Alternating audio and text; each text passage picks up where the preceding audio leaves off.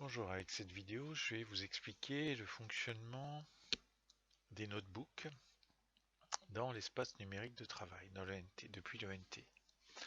Donc normalement, j'ai déposé dans votre casier un fichier. Donc ici, vous voyez ma page d'ONT ouverte. Je vais dans mon casier et j'ai envoyé un fichier. Je vous ai déposé un fichier qui s'appelle Géométrie SPEMAT version élève.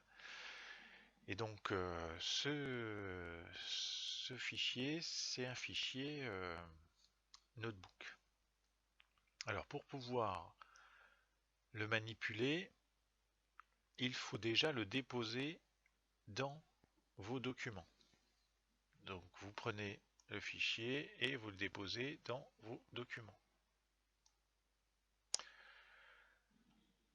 Ensuite, vous retournez dans vos documents et vous accédez au fichier. Maintenant, vous pouvez double-cliquer dessus pour l'ouvrir et pour le modifier surtout. Bien, donc voici comment se présente un fichier, un notebook. Donc ici, je vais vous demander de mettre votre nom.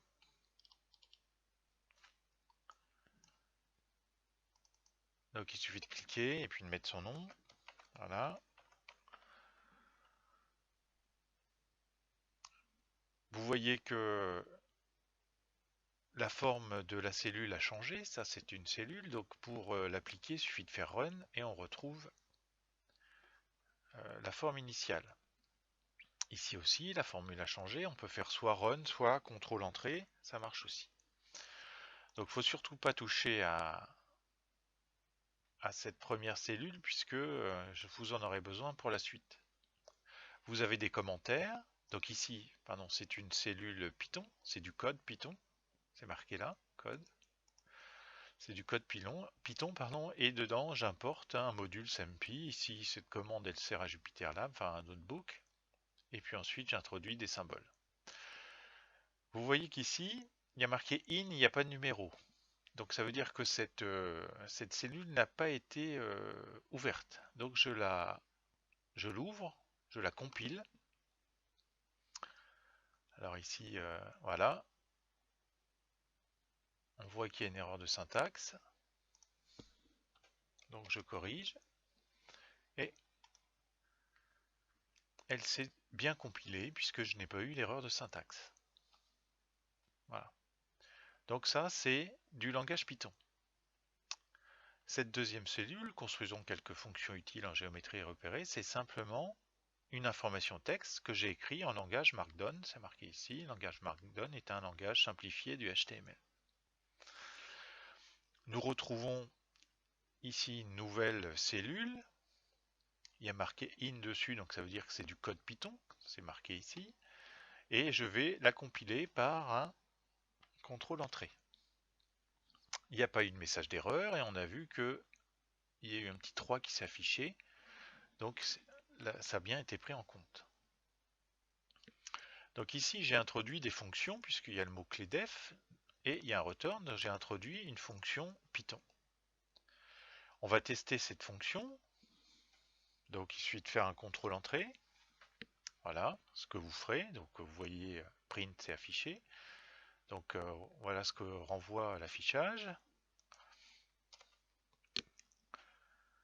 Donc là vous voyez que j'ai demandé la compilation mais il ne s'est rien passé. Ça arrive.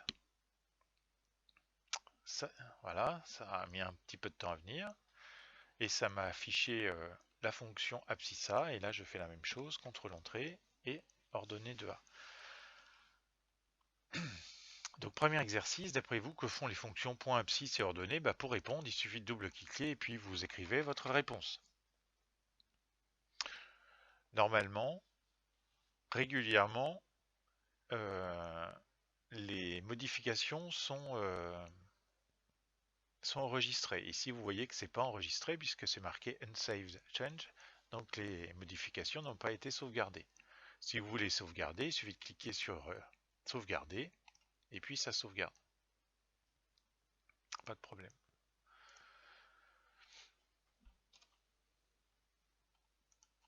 Donc vous aurez des exercices à faire.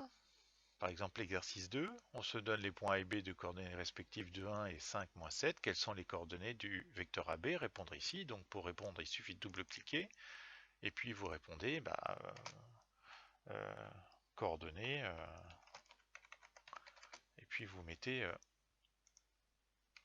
les valeurs que vous avez trouvées. Pareil ici, pareil ici, pareil ici. Et pour valider, vous faites un contrôle-entrée. Et puis votre affichage et le texte que vous avez écrit est bien présent. Alors, ensuite, vous avez créé dans la cellule ci-dessous une fonction nommée vecteur que j'ai pré-remplie qui prend en paramètre deux variables représentant des points A et B. Les voici, A et B, et renvoyant les coordonnées du vecteur AB sous forme d'une liste. Bon, ici je vais vous laisser remplir les formules pour calculer l'abscisse du vecteur AB et l'ordonnée du vecteur AB. Voilà. Alors abscisse c'était peut-être pas très judicieux, j'aurais peut-être pu mettre abs, puisque la fonction abscisse est déjà définie. Enfin, vous verrez. Voilà.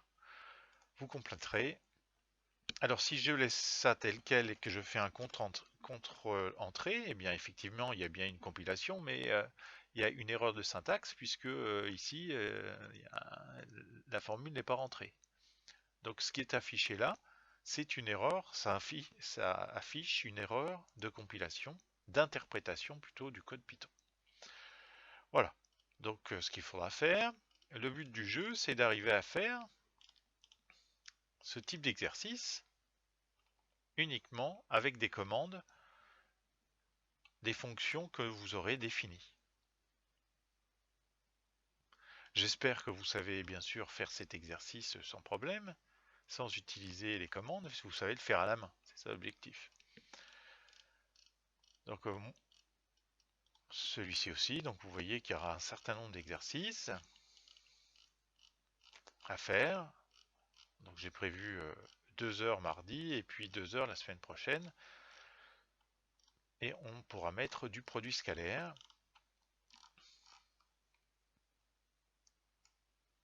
Et ce fichier sera à me déposer dans mon casier numérique. Non pas mardi, non pas l'autre mardi, mais en fin de séance. J'évaluerai votre travail. J'évaluerai votre travail Python. Voilà, j'espère avoir été clair. Bonne journée.